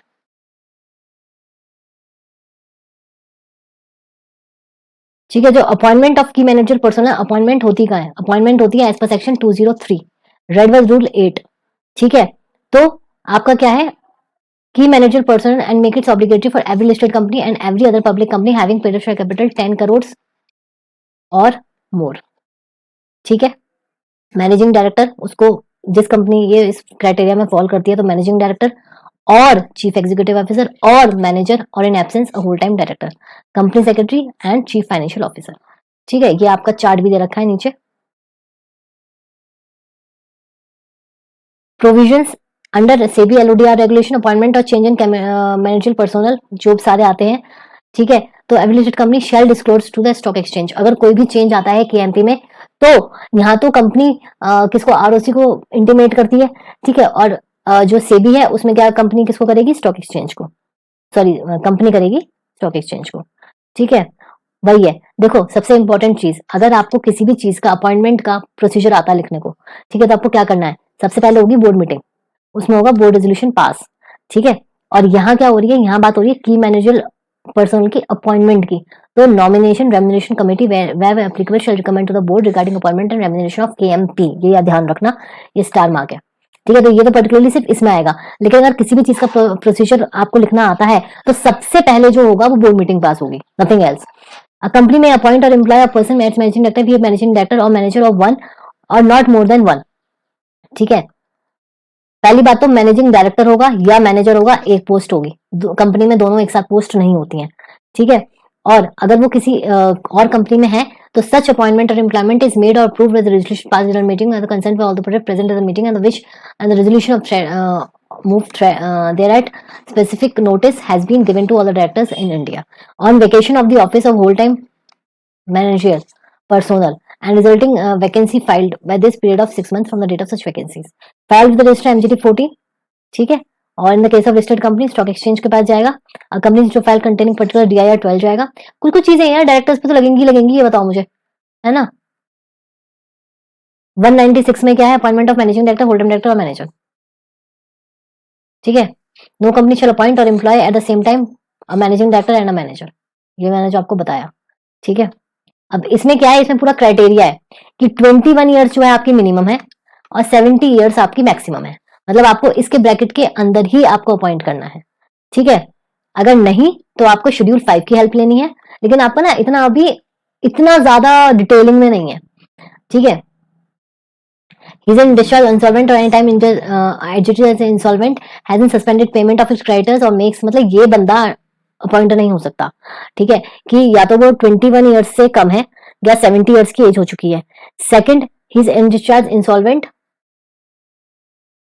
ये आपका बी होगा, अनडिस्चार्ज इंसॉल्वेंट और has at any time adjudicated as a insolvent, ठीक है, has at any time suspended payment to his creditors और मेक्स और has any time made composition with them, has at any time convicted by court of offence, ठीक है। तो basically ये जो है इस बंदों को हम केएमपी नहीं रखेंगे। कंडीशंस क्या है कि हम फिर पार्ट शेड्यूल 5 में जाएंगे, ठीक है। और अगर शेड्यूल 5 में ही बात नहीं बनती है तो हम सेंट्रल गवर्नमेंट के पास जाएंगे। अब शेड्यूल 5 में जो कंटेंट्स है वो आप अपने आप रिवाइज करोगे, ठीक है, क्योंकि इतना इसमें डिटेलिंग नहीं है as compare to in professional, ठीक है। देखो प्रोसीजर यहाँ से कितना अच्छी तरीके से दे रखा है, पहले बोर्ड मीटिंग होगी, जनरल मीटिंग होगी, सीजी अप्रूवल होगा and filing of return of appointment होगी। The appointment of MD, whole-time director, or manager under terms and conditions of appointment remuneration payable to the approval of the board of directors at board meeting on the basis of the recommendation of nomination, remuneration and committee whenever applicable subject to the approval of this। बहुत ही अच्छी तरीके से language use करी गई है, ठीक है। ये पेज आपका 778 है, ये आपको यहाँ से पढ़ना है, बहुत इजी समझ में आ जाएगा अगर नहीं है आपके पास कंटेंट तो। General meeting, post board meeting, such appointment along with the terms and conditions and remuneration payable has been approved by the shareholders and ensured general meeting by passing ordinary resolution। ordinary resolution पास होगा, mind you. CG approval in case appointment and variance of the conditions specified in part 1 schedule 5 से भी नहीं होता है, then the approval of central government is also required। filing of return of appointment, a return of appointment of MD, whole-time director, manager is required to be filed with the registrar 60 days of the appointment in form MR1। इसमें जाता है आपका MR1 along with the prescribed fees, ठीक है।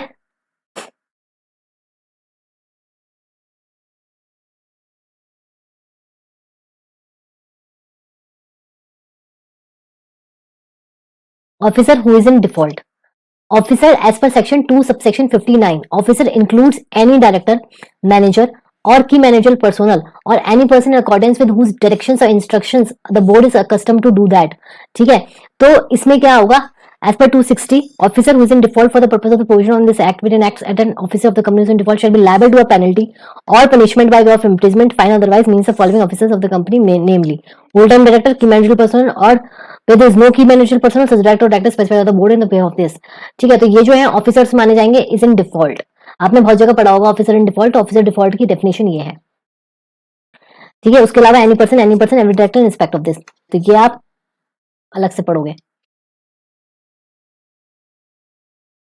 ये आपका company secretary appointment role and responsibilities, फटाफट करते हैं इसको।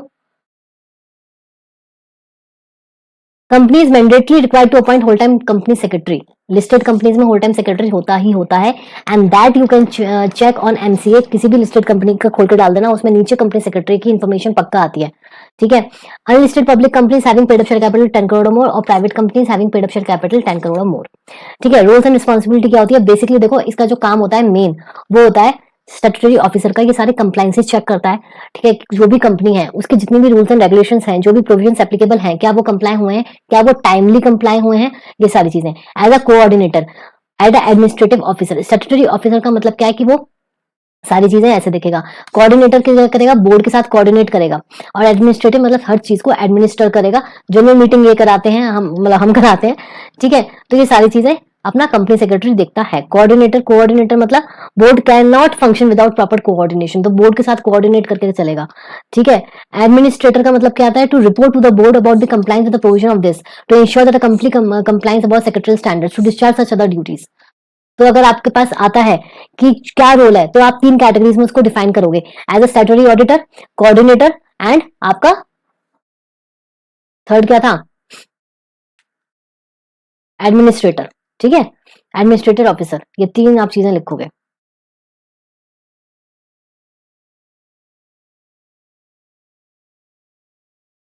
अब तो इसमें ऐसा कुछ नहीं है, मतलब देखो, मुझे इस मैराथन में सिर्फ इंपॉर्टेंट चीजें करानी थी, तो आई थिंक ये वाला चैप्टर भी आपका डन है, ठीक है। अब आपका जो सेकंड चैप्टर है वो है आपका अपॉइंटमेंट। ये तो हो गया ना आपका अपॉइंटमेंट वाला। ये वाला और मुझे कराना है, एक सेकेंड। रेम्यूनरेशन, देखो ये पार्ट 2 है, शेड्यूल 5, ठीक है। इसमें आपका रेम्यूनरेशन क्या है? सेक्शन 1 में दे रखा है manager remuneration payable by the company having adequate profits. Adequate profits मतलब आपकी कंपनी में प्रॉफिट्स चल रहे हैं बकायदा, ठीक है। तो आपका जो भी सेक्शन 1 में गिवन है उसके हिसाब से पे करोगे। सेक्शन 2 कहता है manager remuneration payable by companies having nil और इनएडुकेट प्रॉफिट्स, मतलब प्रॉफिट्स ही नहीं है तो उसका क्राइटेरिया अलग होगा निकालने का। अब जैसे आपके घर में कंडीशन है कि भैया आपको किसी पर्टिकुलर दिन आपके पास नहीं है सेविंग्स इतनी, तो आप उस तरीके से खर्च करोगे।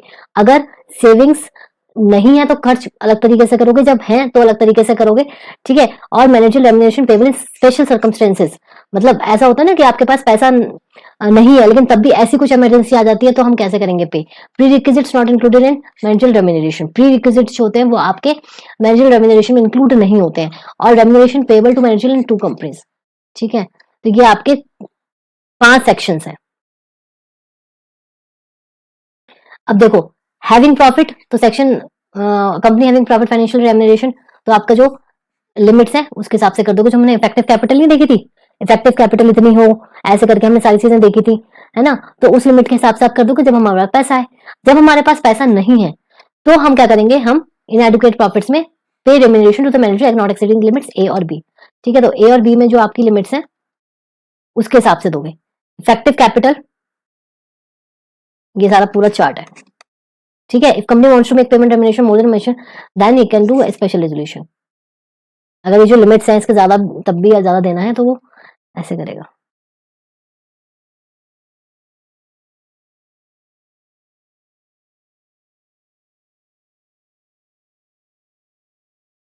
ठीक है, तो ये आपका हो जाएगा।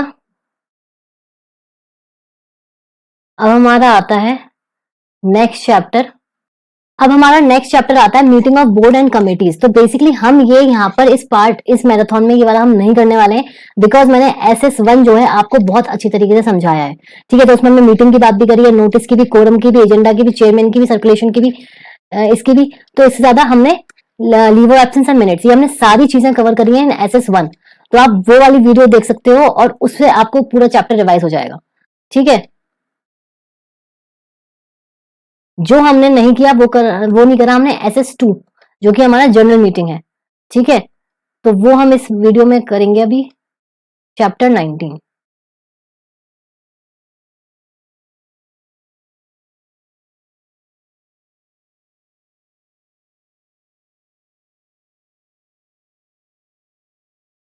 जनरल मीटिंग चैप्टर 19, ठीक है। इसमें बेसिकली क्या है, देखो, रेगुलेटरी फ्रेमवर्क की अगर हम बात करें तो सेक्शन 96 टू 118 में आपका मीटिंग्स है, सेक्शन 121, ठीक है। अब हम सबसे पहले देखते हैं हमारा मेन चीजें कराऊंगी, मैं पूरा आपको चैप्टर नहीं कराने वाली हूँ, ठीक है, क्योंकि इससे बहुत टाइम कंज्यूमिंग होगा और आपको अपना और पार्ट ए पार्ट सी सब करना है, ठीक है। देखो सबसे पहले annual general meeting is an important annual event. Annual event मतलब साल में एक बार करना ही करना है।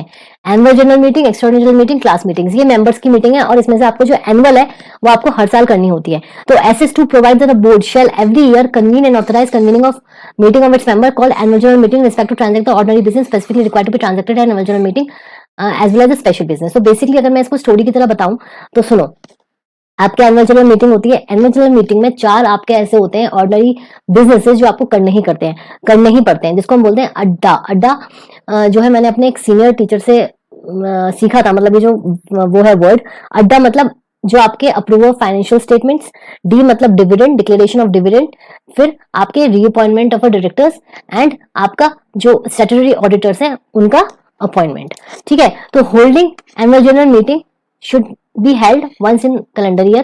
First annual general meeting of the company should be held within 9 months from the closing of its first financial year. ठीक है, अब बेसिकली मैं आपको ना ये चीजें समझा देती हूँ क्योंकि इस पे क्वेश्चन भी आता है और बच्चों को बहुत ज्यादा कंफ्यूजन रहता है। देखो फॉर एग्जाम्पल आपकी जो कंपनी है वो इनकॉर्पोरेट हुई अक्टूबर 21 में, ठीक है। तो इसका जो फाइनेंशियल ईयर है वो कब खत्म होगा बेटा? वो खत्म होगा आपका मार्च 22 में, ठीक है। तो ये हमारे सामने फिगर आ गई। नेक्स्ट जो फाइनेंशियल ईयर होगा, ये फर्स्ट फाइनेंशियल ईयर ओवर हुआ आफ्टर इनकॉर्पोरेशन, जो आपका सेकंड होगा वो होगा मार्च 23 में, ठीक है। कंपनी क्योंकि इनकॉर्पोरेट हुई है तो एज पर दी रूल अब जो है यूनिफॉर्मिटी के लिए फाइनेंशियल ईयर जो है आपका काउंट होता है हमेशा अप्रैल टू मार्च, ठीक है। बट अगर हमारी कंपनी इनकॉर्पोरेट हुई है बीच में बिल्कुल, तो उसका जो फर्स्ट फाइनेंशियल ईयर काउंट होगा वो होगा अक्टूबर 21 से लेकर मार्च 22 तक, ठीक है। तो first annual general meeting of the company should be held with in 9 months from the closing of the first financial year. तो जो इसका फर्स्ट फाइनेंशियल ईयर है वो कब क्लोज हो रहा है बेटा? मार्च 22 को। तो इसके 9 महीने के बाद आप कभी भी कर सकते हो। एकदम से करोगे भी तो क्यों करोगे? अगर आप बीच में ही करोगे, अक्टूबर से मार्च के बीच में अगर आप मीटिंग रखोगे तो क्या रखोगे? आपके पास कुछ होगा ही नहीं दिखाने के लिए। तो वो बोल रहा है from closing of the first financial year, hence it shall not be necessary for the company to hold annual general meeting in the year of incorporation. अब जब कुछ है ही नहीं, अगर मैं फॉर एग्जाम्पल अगर ये कंपनी दिसंबर में होती है ना इनकॉर्पोरेट, तो हमारे पास एक महीने में कुछ नहीं होता। तो जरूरी नहीं है कि जिस ईयर में आपकी कंपनी इनकॉर्पोरेट हुई है उसमें आपको अपनी मीटिंग रखनी हो, ठीक है। Subsequent annual general meeting of the company should be held within 6 months from the date of closing of the relevant financial year. अब जब आपका ये 9 मंथ्स है तो यहां से 9 मंथ्स काउंट करो, अप्रैल मई जून जुलाई अगस्त सितंबर अक्टूबर नवंबर दिसंबर, तो आपका ये जो होगा एंड वो आपका होगा दिसंबर 22, ठीक है। तो सब्सिक्वेंट मीटिंग जो होगी यहां से हम 6 मंथ्स काउंट करेंगे। तो यहां से अगर हम 6 काउंट करेंगे तो आपका सितंबर अपने आप आ जाएगा। देखो जनवरी फरवरी मार्च अप्रैल मई जून जुलाई अगस्त सितंबर, सितंबर आ गया, 9 महीने हो गए। तो आपका जो यूनिफॉर्मिटी है वो यहां से मेंटेन होती चली जाएगी। इस हिसाब से ये लॉ बनाया है, ठीक है। So the gap between two consecutive general meeting shall not exceed 15 months, जो कि नहीं होंगी। समझ में आया? ये बहुत इंपॉर्टेंट था समझना, क्योंकि यहाँ बच्चे बहुत कंफ्यूज होते हैं। AGM to be held 6 month from the, ये आप यहां से कर लोगे, ठीक है। एक्सटेंशन जो है, एक्सटेंशन आपको in case it is not possible for company to hold annual meeting with the prescribed time, register special reason extend time which may extend to such extension can be for period 3 months. No extension shall be granted with the registrar for the holding of first annual general meeting, ठीक है। Date time place,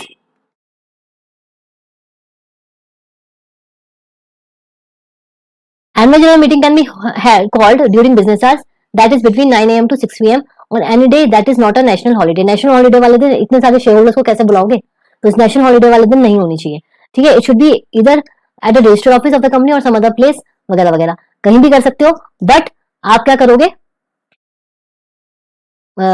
intimate कर दोगे पहले, register office में कर सकते हो और उसके अलावा कहीं कर रहे हो तो बिजनेस आवर्स में करोगे बिटवीन 9 am to 6 pm। अब मुझसे किसी ने पूछा कि मैम अगर हमारी मीटिंग 6 बजे तक खत्म नहीं हुई तो क्या होगा? बेटा खत्म नहीं हुई तो आप सबको बाहर थोड़ा निकाल दोगे कि हम तो दरवाजे बंद कर रहे हैं। वो कह रहा है कंडक्ट कॉल्ड, आप 6 बजे के बाद 7 बजे नहीं बुला सकते हो। आपने अगर फॉर एग्जाम्पल 4 बजे भी मीटिंग रखी है और वो एक्सटेंड होती है आपकी 8-10 बजे, तो वो हो सकती है। बट आप जो इनिशियली एज पर लॉ बुलाओगे वो आप बिजनेस आवर्स में बुलाओगे, ठीक है। Now national holiday for the purpose means include day declared by national holiday by the central government according to SS2। National holiday means republic day, independence day, आपका 15 अगस्त, गांधी जयंती, ठीक है, and such other day as prescribed by central government. Central government जो भी करी है वो, ठीक है। Types of business, ordinary business होगा, स्पेशल बिजनेस होगा। द कंसिडरेशन ऑफ, ये आपके 4 है जो मैंने आपको बताया। Rest of all business shall be considered as special business. ये ऑर्डिनरी बिजनेस है क्योंकि ये हर साल होने ही होने हैं। फाइनेंशियल स्टेटमेंट्स हर साल बनेंगी, डिविडेंड डिक्लेयर हो या ना हो, बट बहुत सारी कंपनीज जो करती हैं तो आपको एक पॉइंट डिक्लेरेशन का रखना है, डायरेक्टर्स एंड ऑडिटर्स, ठीक है। तो ये जो आपके सारे होते हैं ये आपके ऑर्डिनरी बिजनेस होते हैं।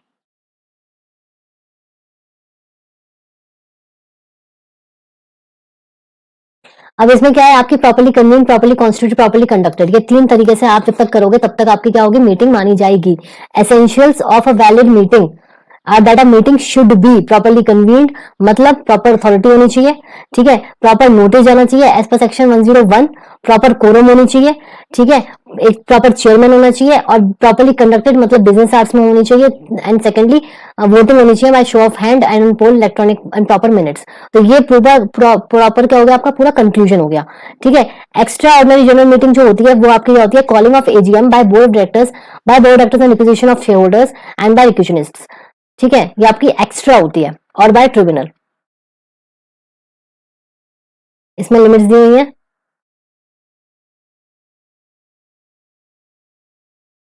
क्लास मीटिंग्स होती हैं आपकी उसके अलावा, ठीक है। टाइप्स ऑफ रेजोल्यूशंस होते हैं आपके 2, ordinary resolution, special resolution. Ordinary resolution में क्या होता है कि जैसे कोई भी आपको ट्रांजैक्शन करनी है, ठीक है, अब वो ट्रांजैक्शन के लिए आपको रेजोल्यूशन पास कराना है, मतलब votes against and in favour, अगर ज्यादा फेवर में हुए तो रेजोल्यूशन पास हो जाएगा। बट क्या इसमें होता है, मेजोरिटी रूल, ऑर्डिनरी है क्योंकि, ठीक है, 50 लोगों ने बोला हाँ और 49 ने बोला नो, तो एक ज्यादा हो गया, मेजोरिटी विंस, यस, आपका रेजोल्यूशन पास हो जाएगा, ठीक है, इन फेवर ऑफ द रेजोल्यूशन, मतलब आपका कास्ट अगेंस्ट द रेजोल्यूशन जो भी है आपका फेवर में ज्यादा है। जो आपका स्पेशल रेजोल्यूशन होता है वो कैसे पास होता है, वो होता है 3 टाइम्स, ठीक है। अगर आपका कोई पर्टिकुलर ट्रांजेक्शन है, अगर अगेंस्ट में आपका आता है 3, तो आपको एटलीस्ट फेवर में 3, मतलब इसका 75% चाहिए, ठीक है। तो इसका अगर मैं ट्रिपल करूं, है ना, तो 75% में ज्यादा वोट चाहिए इससे, ये आप 0 मान लो।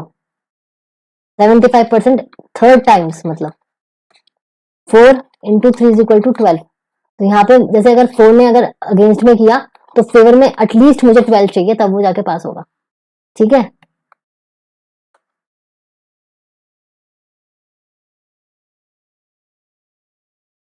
ये हो गया आपका, ठीक है।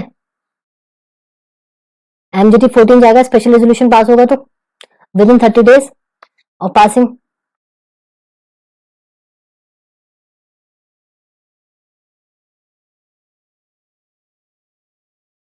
Length of the notice 14 days clear notice instead of 21 days in case of section 8 company, but वैसे क्या है आपका 21 डेज है, ठीक है, इधर इन राइटिंग और इलेक्ट्रॉनिक मोड।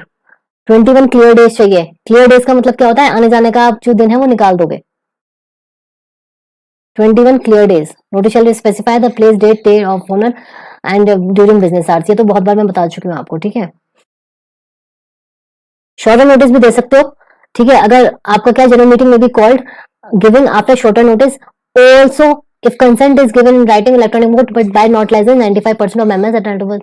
जो भी मीटिंग में एंटाइटल्ड हैं वोटिंग के लिए, अगर 95% कंसर्न दे देते हैं, ठीक है, कि हाँ चलो शॉर्टर नोटिस भेज दो, तो शॉर्टर नोटिस भेजा जा सकता है। बेसिकली ये जो होता है ये आपका कंपनीज में होता है जो बहुत छोटी कंपनीज होती हैं, ठीक है, कि जिनमें जो लोग होते हैं वो अंदर ही अंदर होते हैं, तो उनकी कंसर्न आराम से मिल जाती है। Secretarial standard on calling SS2 ये पूरा है, ठीक है, बट हम तो चैप्टर कर रहे हैं तो दोनों में से हम एक चीज रिवाइज कर सकते हैं।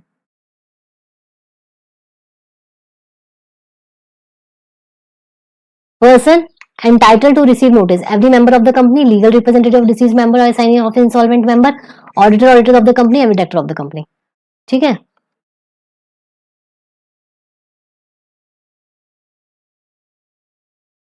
Statement to be annexed to notice explanatory statement 102 है। 102 में जो होता है वो कंटेंट्स क्या होते हैं एक्सप्लेनेटरी स्टेटमेंट के, देखो पहली बात तो जो भी आपका स्पेशल रेजोल्यूशन पास होगा उसके साथ एक्सप्लेनेटरी स्टेटमेंट जाएगी।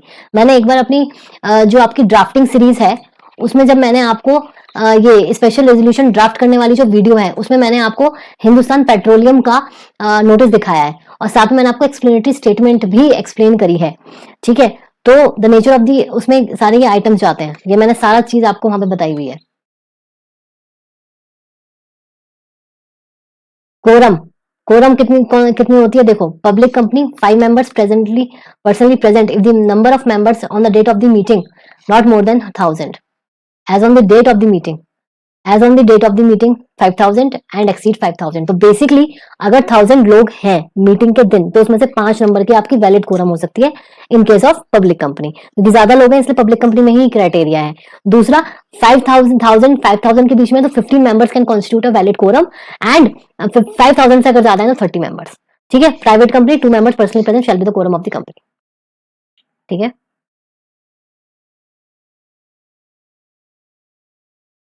एडजर्न मीटिंग क्या होता है, notice where the meeting stands adjourn on the same to the same day next week at the same time place और such other day not being a national holiday, ठीक है।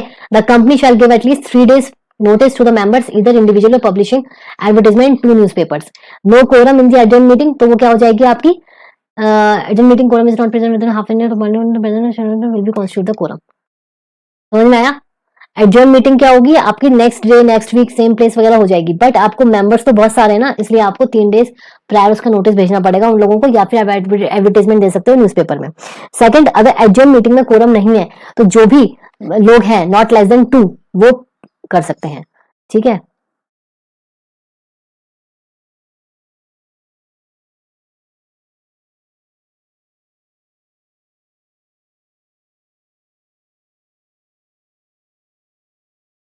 Proxy का और कर लेते हैं एक बार, एक second, proxy is important.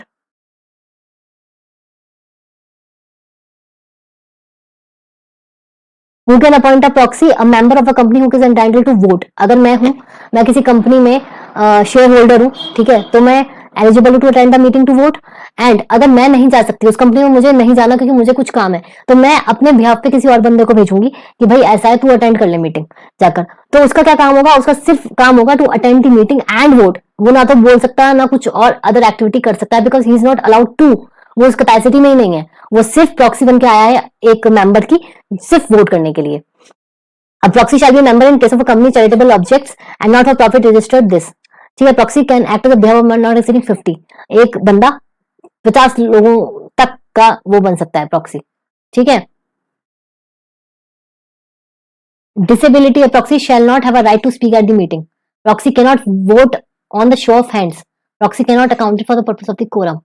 Rights of proxy: right to attend the meeting, right to vote only on a poll. A proxy eligible under section 109 has the right to demand a poll. Restriction of a proxy: a member of company registered under section 8 shall not be entitled to appoint any other person as a proxy unless the person is a member of such company, ठीक है। तो ये आपके restrictions है।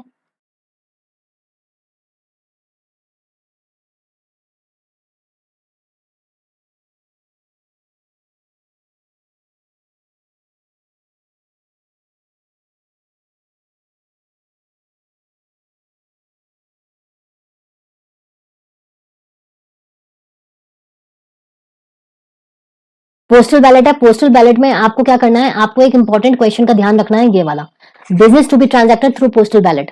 तो ये जो आपके 11 आइटम्स हैं, following items of business shall be transfer, ये आपका कभी कभी क्वेश्चन आ जाता है। Alteration of object clause of memorandum, article of association अगर ऑल्टर हो रहे हैं तो, change in place of the registered office, ठीक है, change in the objects for which the company has raised the money from public through prospect and still has any unutilized amount out of money so raised, issue of shares on differential rights, variation of rights, buyback of shares of the company, election of small, अगर ऐसे matters हो रहे हैं तो वो हमेशा postal ballot से ही होंगे, ठीक है। और ये जितने भी हैं आपके शायद आई थिंक 11 है if I am not wrong.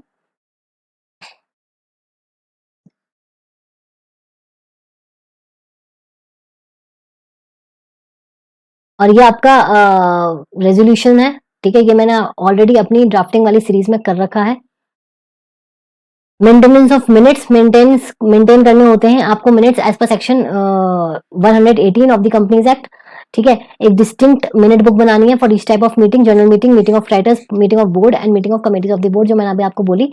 ठीक है, meeting of the committees of the board. Manner of maintenance of minutes of the proceeding of each meeting shall be entered in the books maintain for that purpose along with the date of such entry within 30 days from the conclusion of the meeting. जब meeting हुई तो 30 दिन के अंदर अंदर what you have to do, you have to prepare the minutes and enter in the books.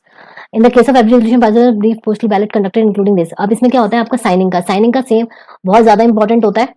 जो minutes होते हैं आपके, ठीक है, वो बोर्ड मीटिंग के भी होते हैं जो हम ऑलरेडी कर चुके हैं SS1 में, और जो आपके SS2 में है वो भी मतलब मिनट्स होते हैं। अब मिनट्स जो आपके बोर्ड मीटिंग के हैं वो तो आप दूसरी जो आपकी मीटिंग होगी उसमें आप चेयरमैन से साइन करा सकते हो, बट ऐसा इसमें नहीं होता। जनरल मीटिंग बड़ी मीटिंग है और हर साल में आती है एक बार एनुअली, और जो आपकी दूसरी मीटिंग होती है बोर्ड मीटिंग वो तो हर मतलब साल में आपको 4 करनी होती है, तो आप आराम से कर सकते हो दूसरे टाइम भी मिनट्स पे साइन, बट यहाँ पे ऐसा नहीं होता।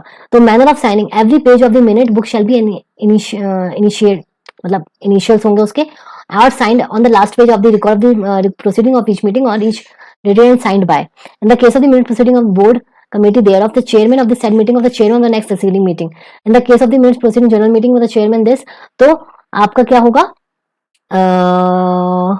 same meeting within the aforesaid period of 30 days of the event of the day of the chairman within that the director authorized by the business. तो ये तो chairman करेगा या उसके एब्सेंस में किसी भी वजह से डायरेक्टर करेगा जो ऑथराइज्ड होगा। इन case of every resolution postal ballot the chairman of the board with aforesaid period of 30 days and the chairman of the board director करेगा। मतलब पोस्टल बैलेट का जो होगा वो अलग होगा। प्रिजर्वेशन क्या है, ये जो मिनट्स होते हैं वो प्रिजर्व होते हैं permanently and captain custody of the company secretary.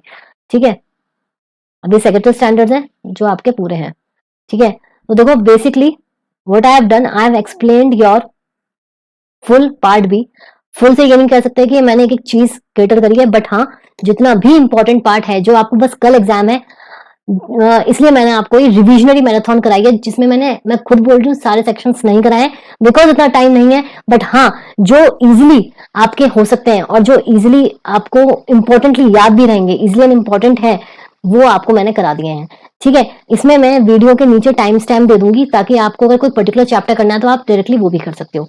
ठीक है, so all the very best. कल जो पेपर है बहुत इंपॉर्टेंट पेपर है कंपनी लॉ का। सारा जो मटेरियल है वो आपको मिल जाएगा कहाँ, वो आपको मिल जाएगा मेरे प्ले लिस्ट पे। ठीक है, चेक करोगे सारी प्ले लिस्ट है, ड्राफ्टिंग की अलग प्ले लिस्ट है, फटाफट रिवीजन की अलग प्ले लिस्ट है, सारी चीजें आपको वहां मिल जाएंगी। बट आपको क्या करना है, फोकस करना, जितना भी किया हुआ है बस उसी को करके जाना, कुछ भी नया मत करना। अगर मैंने भी यहाँ कुछ नया आपको कराया है जो आपने प्रिपेयर नहीं कर रखा है तो लीव दैट सेक्शन।